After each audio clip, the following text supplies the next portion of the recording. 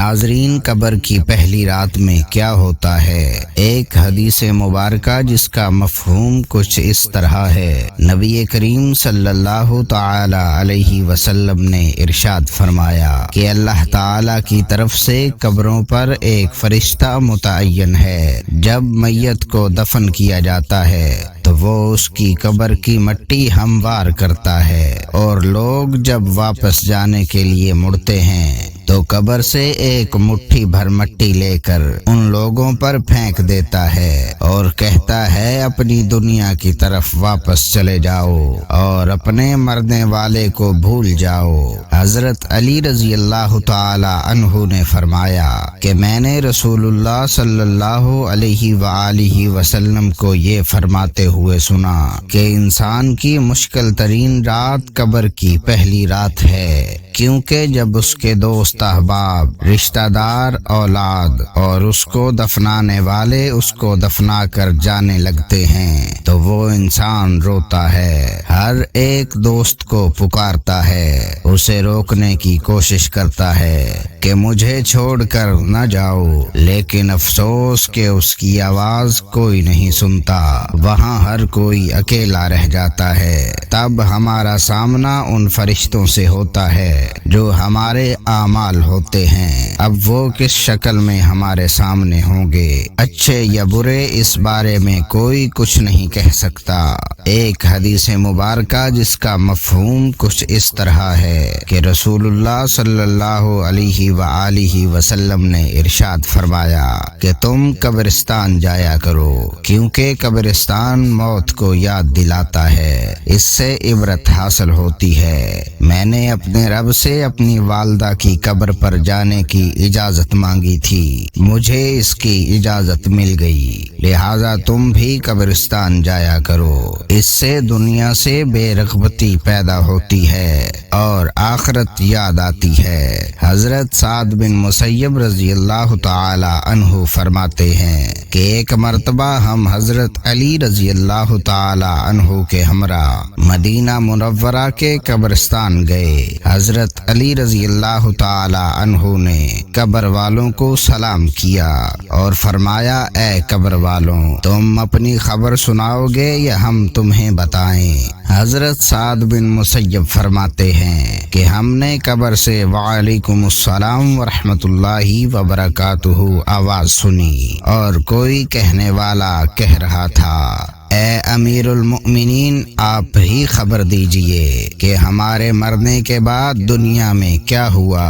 حضرت علی رضی اللہ تعالی عنہ نے فرمایا، سن لو، تمہارے مال تقسیم ہو گئے، تمہاری بیویوں نے دوسرے نکاح کر لیے، تمہاری اولاد یتیموں میں شامل ہو گئی، جس مکان کو تم نے بہت مضبوط بنایا تھا اس میں تمہارے دشمن آباد ہو گئے، اب تم اپنا حال سناؤ۔ یہ سن کر ایک قبر سے آواز آنے لگی، اے امیر المؤمنین، ہمارے کفن پھٹ کر تار تار ہو گئے، ہمارے بال جھڑ کر منتشر ہو گئے، ہماری کھال ٹکڑے ٹکڑے ہو گئی، ہماری آنکھیں بہہ کر رخساروں پر آ گئی ہیں، اور ہم نے جو نیک اعمال کیے تھے ان کو پایا، جو کچھ پیچھے چھوڑا اس میں ہمارا نقصان ہوا۔ جب مردے کو قبر میں رکھا جاتا ہے تو اس کی نماز اس کے دائیں طرف آ کر کھڑی ہو جاتی ہے، روزہ بائیں طرف کھڑا ہو جاتا ہے، قرآن مجید کی تلاوت اور اللہ کا ذکر سر کی طرف آ کر کھڑے ہو جاتے ہیں، اور جماعت کے ساتھ نماز پڑھنے کو جو قدم چلے ہیں وہ پاؤں کی طرف کھڑے ہو جاتے ہیں۔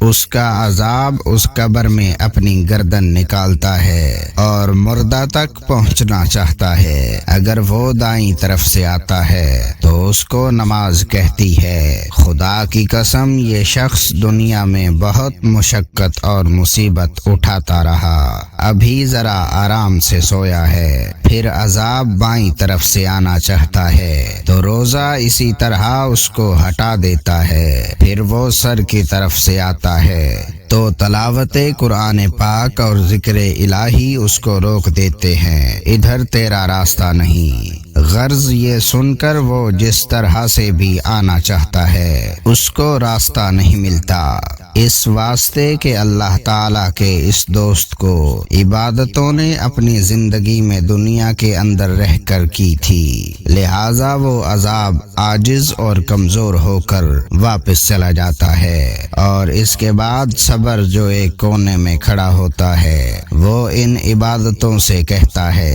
کہ میں تو اس انتظار میں تھا کہ اگر کسی طرف سے عبادت میں کچھ کمزوری ہو تو میں اس کی طرف سے ہمدردی کروں گا، مگر الحمدللہ تم نے ہی مل کر اس کو دفع کر دیا، لہذا اب میں اعمال تولنے کے ترازو میں اس کے کام آؤں گا۔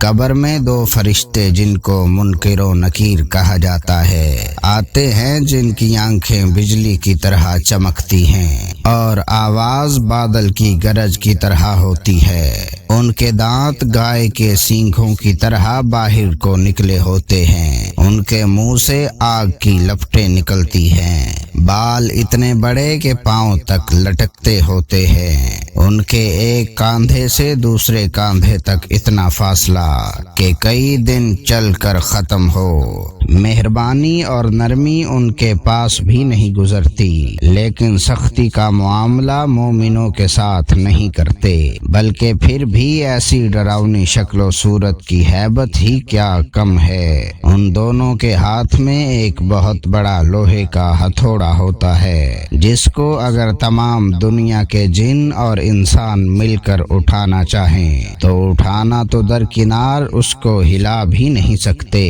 وہ آ کر مردے سے کہتے ہیں بیٹھ جاؤ، مردہ ایک دم اٹھ کر بیٹھ جاتا ہے اور کفن اس کے سر سے نیچے سرک جاتا ہے۔ وہ سوال کرتے ہیں تیرا رب کون ہے، تیرا دین کیا ہے، تیرا نبی کون ہے؟ اگر مردہ نیک ہوتا ہے تو کہتا ہے میرا رب اللہ ہے جو وحدہ لا شریک ہے، میرا دین اسلام ہے، میرے نبی حضرت محمد صلی اللہ علیہ وآلہ وسلم ہیں۔ یہ سن کر وہ دونوں کہتے ہیں تو نے سچ کہا۔ تو اس کی قبر کی دیواروں کو سب طرف سے ہٹا دیا جاتا ہے، جس سے وہ چاروں طرف سے بہت وسیع ہو جاتی ہے۔ اس کے بعد فرشتے کہتے ہیں سر اٹھاؤ۔ مردہ جب اوپر کو سر اٹھاتا ہے تو اس کو ایک دروازہ نظر آتا ہے جس میں جنت نظر آتی ہے، اور وہ کہتے ہیں اللہ کے دوست وہ جگہ تمہارے رہنے کی ہے، اس وجہ سے کہ تم نے اللہ تعالی کی اطاعت اور فرما برداری کی ہے۔ حدیث پاک میں آتا ہے کہ رسول اللہ صلی اللہ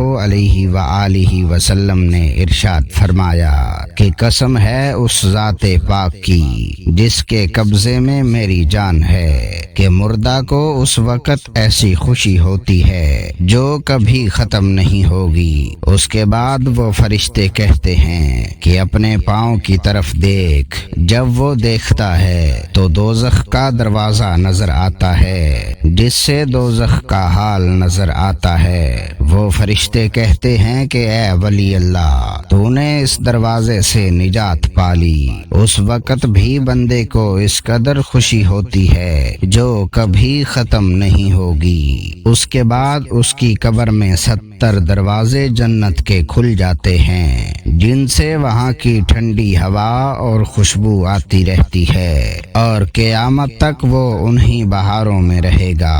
کیسی خوش نصیب ہوگی وہ روح جس کے ساتھ اللہ تعالیٰ اپنی مہربانی اور رحم و کرم کا سلوک فرمائے گا۔ جب نافرمانی کرنے والا قبر میں رکھا جاتا ہے تو قبر اس پر اتنی تنگ ہو جاتی ہے کہ اس کی پسلیاں دوسری طرف کی پسلیوں میں گھس جاتی ہیں، اس پر کالے سانپ مسلط کر دیے جاتے ہیں، اس کی ناک اور پاؤں سے کاٹنا شروع کرتے ہیں، یہاں تک کہ درمیان میں دونوں طرف کے ساتھ آ کر مل جاتے ہیں۔ پھر اس کے پاس 2 فرشتے جن کا نام منکر و نکیر ہے قبر میں آتے ہیں۔ وہ آ کر پوچھتے ہیں تیرا رب کون ہے، تیرا دین کیا ہے، تیرا نبی کون ہے؟ ہے، وہ ان کے ہر سوال پر جواب دیتا ہے کہ میں کچھ نہیں جانتا۔ اس کے اس قدر زور سے مارتے ہیں کہ اس کی بعض کی چنگاریاں قبر میں پھیل جاتی ہیں۔ اس کے بعد اس کو کہتے ہیں کہ اوپر دیکھ۔ وہ اوپر کی طرف جنت کا دروازہ دیکھتا ہے، جنت کے باغ و بہار وہاں نظر آتی ہے۔ فرشتے اس نافرمان سے کہتے ہیں کہ اللہ کے دشمن اور نافرمان، اگر دنیا میں تو اللہ تعالی کی اطاعت اور فرما برداری کرتا تو یہ تیرا ٹھکانہ ہوتا۔